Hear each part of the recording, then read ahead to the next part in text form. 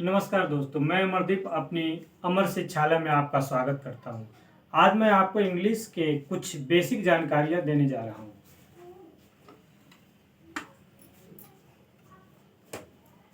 Basic of English. Basic of English है क्या? Basic of English के लिए लैंग्वेज की जरूरत होती है। क्या की जरूरत होती है? लैंग्वेज के क्या डेफिनेशन होगा? लैंग्वेज जैसे we express our ideas, emotions and feeling. क्या है language? We express our ideas, emotion and feelings. Language के लिए हमें स्किल की जरूरत होती है। क्या चीज की जरूरत होती है? स्किल की जरूरत होती है। स्किल के लिए हमें listening, speaking, reading and writing, ये चार चीजों की स्किल की जरूरत है। क्या क्या चीज की? Listening, speaking, reading and writing की। और राइटिंग के लिए हमें क्या चाहिए? राइटिंग के लिए या लिसनिंग के लिए हमें साउंड की जरूरत होती है। तो लैंग्वेज है, लैंग्वेज कैसे क्या चीज से बना है? साउंड से बना है। साउंड से बना है, जिसको हिंदी में हम कहते हैं ध्वनियां। तो साउंड्स के लिए कुछ सिंबल की जरूरत होती है। जैसे मान लिया जाए, जैसे लिखा मैंने हिंदी में लिखा क, इसके लिए एक मीनिंगफुल क। अगर हम इसको उल्टा लिख दें, मान लिया इसे हम उल्टा लिख दें, तो ये उल्टा लिख दे तो फिर ये साउंड प्रोड्यूस नहीं करे। यानी हमें मीनिंगफुल लेटर्स भी होनी चाहिए। मीनिंगफुल क्या होना चाहिए? लेटर्स। मान लीजिए एल है, ऐसे होता, मैं ऐसे लिख दिया, तो ये क्या कहलाएगा? ये मीनिंगफुल लेटर्स नहीं हुआ। यानी साउंड के लिए कुछ मीनिंगफुल लेटर्स चाहिए, जिसको हम सिंबल कहते हैं। सिंबल हमारे कितने होते हैं? 26, जिसको हम 26 लेटर कहते हैं। कितना होते हैं?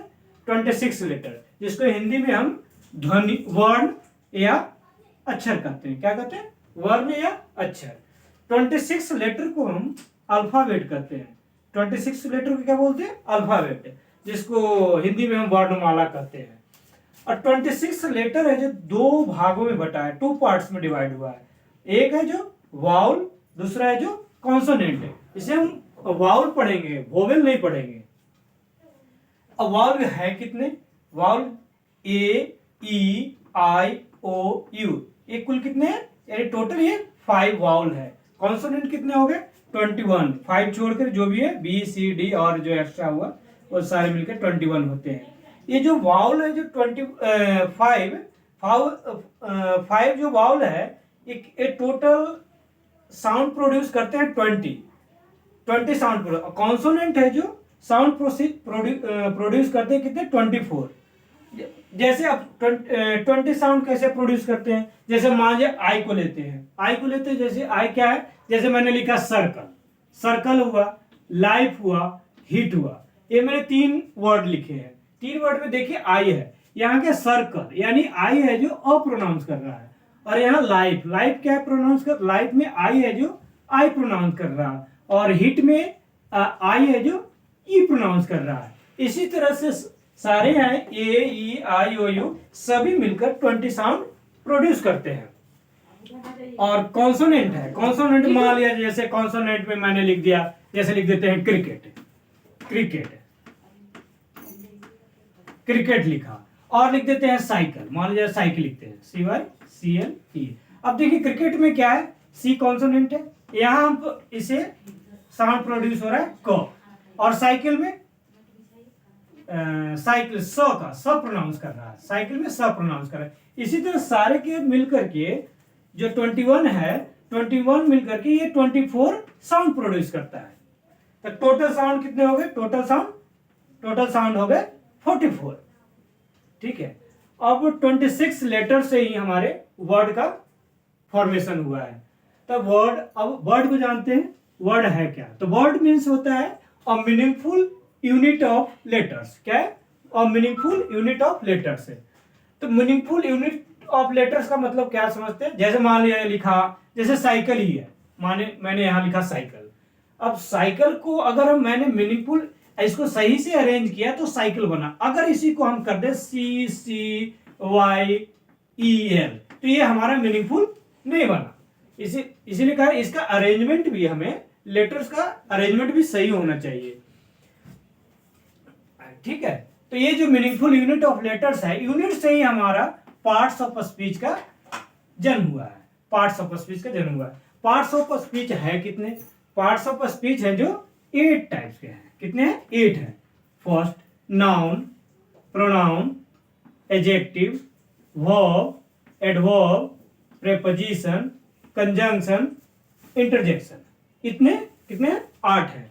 अब 8 को हम अगर सिंगल लाइन में डिफाइन करें तो हम इस तरह से कर सकते हैं।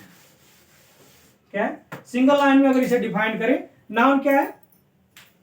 नेमिंग वर्ड्स, किसी चीज को नेम के बारे में बताएगा। किसी नेम को हम नाउन में रखते हैं, चाहे तो सिटी हो, एनिमल हो, या फिर कोई पर्सन हो, उसे हम नाउन में रखते हैं। नेमिंग वर्ड्स हम लोग बचपन में पढ़े होंगे। A noun is the name of person, place, animal and thing. But ये डेफिनेशन है जो काफी नहीं है। हम इसे नाउन जब पढ़ेंगे तो इसके बारे में हम डिटेल जानेंगे। ठीक है। अब देखिए प्रोनाउन है। प्रोनाउन क्या है? Replace a noun. क्या किसको रिप्लेस करता है? ये नाउन को। ये है जो नाउन के रिपीटिशन को रोकता है। आगे हम पढ़ेंगे इसके बारे में। एडजेक्टिव। एडजेक्टिव क्या है? ये describe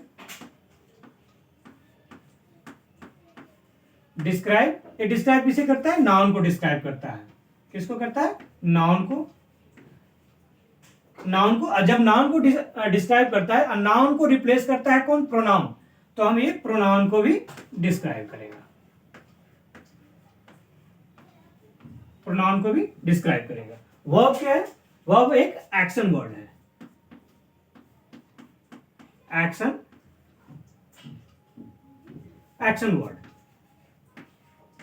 action word.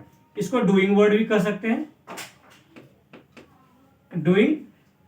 Doing word, और या इसे हम स्टेट वर्ड भी बोलते हैं। एडवर्ब है। एडवर्ब क्या करेगा? वर्ब को क्वालिफाई करेगा। क्वालिफाई या डिस्क्राइब बोल सकते हैं। Qualify verb. क्या है? Qualify verb. और प्रेपोजिशन क्या करता है? प्रेपोजिशन है हमारा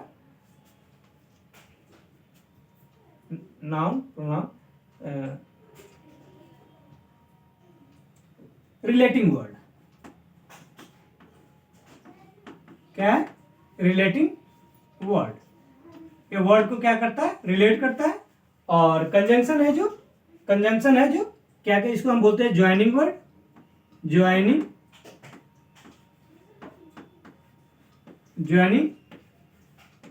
ज्वाइनिंग वर्ड, या हम इसे बोल सकते हैं कनेक्टिंग वर्ड भी बोल सकते हैं।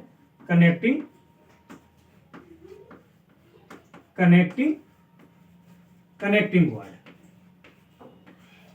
वर्ड। और इंटरजेक्शन को हम बोलते हैं सडन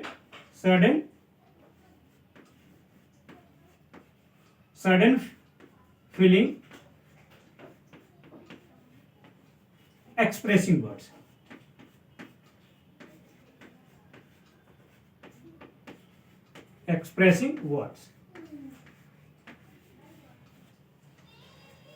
आज मैंने नाउन को, पार्ट्स ऑफ स्पीच को हम सिंगल लाइन में डिफाइन किया। नेक्स्ट वीडियो में मैं नाउन के बारे में डिटेल जानेंगे। नाउन के कई क्लास है, मैं धीरे धीरे मैं वीडियो में डालते जाऊंगा। धन्यवाद। और आप इसे एक बार नज़र मार लीजिए, देख लीजिए। ठीक है।